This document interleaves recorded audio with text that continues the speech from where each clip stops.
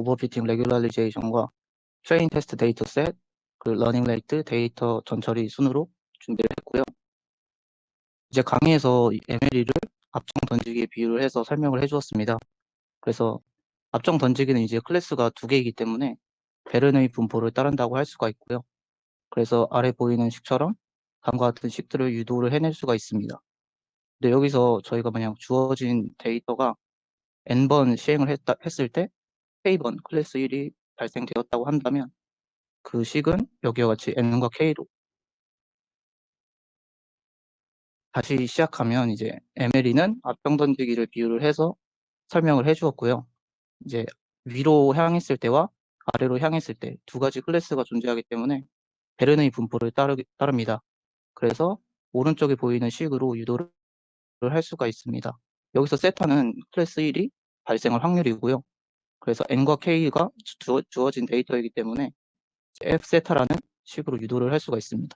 그래서 MLE는 결국 최적의 f세타를 찾아가는 과정이라고 할 수 있습니다. 어떻게 f세타의 최적을 찾냐라고 했을 때 저희는 이제 그레디언트 어센트 혹은 디센트를 이용해서 찾아가게 되는데요. 그 f세타의 기울기를 이용해서 기울기가 0이 될 때까지 찾아가는 것입니다.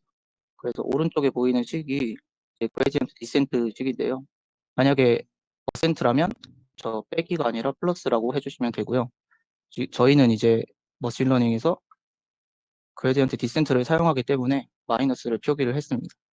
그래서 f세타에 대해서 세타로 미분을 한 값에 이제 알파라는 하나의 변수를 곱해주게 되고 기존의 세타에 그걸 빼주게 되면 새롭게 갱신이 되는 거죠. 다음으로는 이제 오버피팅과 레귤라리제이션인데요. 오버피팅 같은 경우는 주어진 데이터에 대해서만 지나치게 피팅된 상태입니다. 근데 저희가 MLE를 통해서 주어진 데이터로만 최적을 찾아가다 보면 결국 오버피팅을 만나게 됩니다. 그래서 오버피팅을 피하는 방법으로는 우선 전체 데이터 중에 일부로 나누는 방법이 있습니다. 트레이닝과 테스트 셋으로 나누거나 트레이닝, 밸리데이션, 테스트 셋으로 나누는 방법이 있습니다. 그래서 트레인과 테스트로 나누었을 때 트레인 데이터로만 모델을 학습시킨 다음에 이제 테스트 데이터를 가지고 모델이 오버피팅 되는지 확인을 할 수가 있는데요. 이제 예를 들어서 왼쪽에 보이시는 그래프와 같이 F크가 진행함에 따라서 트레이닝 로스는 낮아지지만 테스트 로스가 갑자기 증가하는 순간이 있습니다. 그 순간을 지날 때 저희는 이제 오버피팅이 됐다고 하고요. 그래서 이렇게 오버피팅을 확인을 했을 때 오버피팅을 어떻게 줄일 수 있냐라는 것을 설명을 하는데요. 그래서 오버피팅을 피할 수 있는 방법은 더 많은 데이터를 통해서 최적의 그 f세타를 찾거나 혹은 너무나 많은 피처 때문에 지나치게 그 데이터 특성에 대해서만 학습이 되는 것을 줄이기 위해서 피처 수를 줄일 수가 있습니다. 또는 이제 레귤라리제이션이라고 아래 보이는 5가지 방법들을 이용을 할 수가 있는데요. 이 방법들을 이제 추후에 또 설명을 해주신다고 하셔서 넘어가도록 하겠습니다. 그래서 지금까지 배웠던 오버피팅을 규제하는 방법에 대해서 적용을 해보면 먼저 첫 번째로 신경망의 구조를 설계를 한 다음에 모델을 훈련을 시킵니다.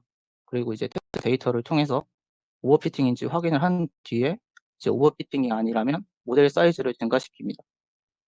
만약 오버피팅이면 이제 레귤라리제이션을 사용을 해서 오버피팅을 줄여줄 수가 있습니다.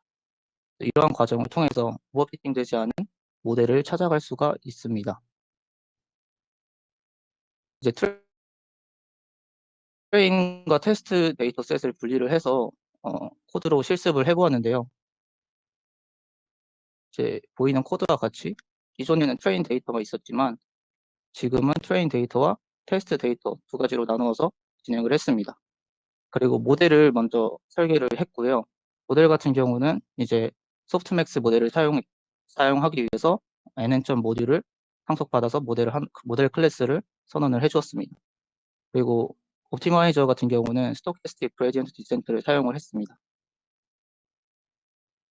다음으로 이제 트레인과 테스트 2개 다 진행을 해야 되기 때문에 트레인을 이제 함수로서 메서드로 선언을 해주었고요. 이제 소프트맥스 함수이기 때문에 크로스 엔트로피 로스 펑션을 사용을 해 주었습니다.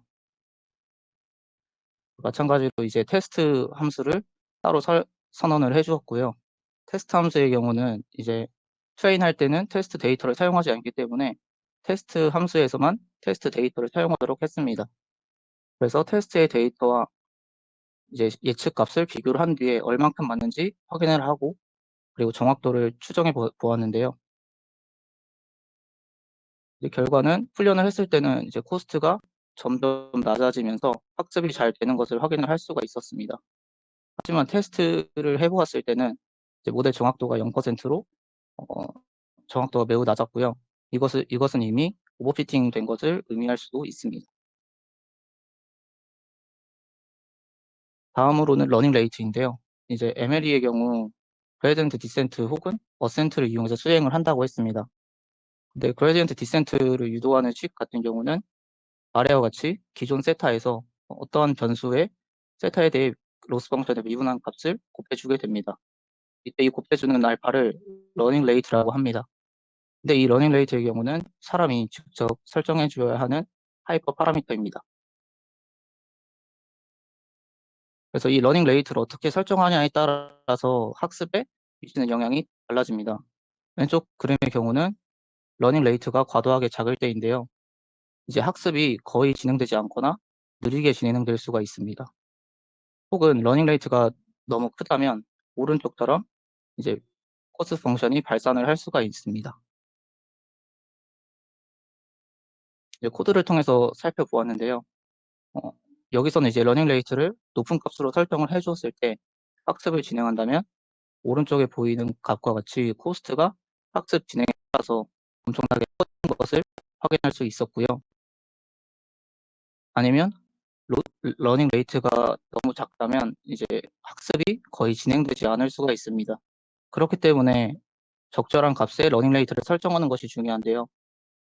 하지만 그거를 바로 알 수가 없기 때문에 처음에는 적절한 값을 하나 예상을 해서 러닝 레이트를 설정을 해 주고 만약에 발산한다면 다음에선 러닝 레이트를 줄이거나 학습 진행이 느리다고 생각되면 조금씩 증가시켜가며 최적의 러닝 레이트를 찾아야 합니다. 다음으로는 이제 데이터 전처리 부분입니다. 데이터 전처리는 이제 학습을 더 쉽고 정확하게 해주기 위한 과정이라고 할 수 있습니다. 여기서는 이제 그 예로 표준화를 예로 들어주었는데요. 표준화의 경우는 평균을 0, 표준 편차를 1로 갖도록 반환을 해줍니다. 이제 표준화 이외에도 정교화와 같은 다양한 방법들이 있습니다. 그래서 여기 실습에서는 이제 표준화를 사용을 해서 실습을 진행했는데요.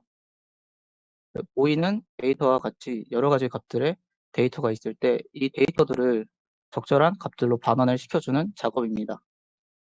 그래서 이전 슬라이드에서 봤던 그 식을 코드로서 표현을 하면 아래와 같고 그것을 진행을 한 결과는 이제 보여주는 출력과 같은데요.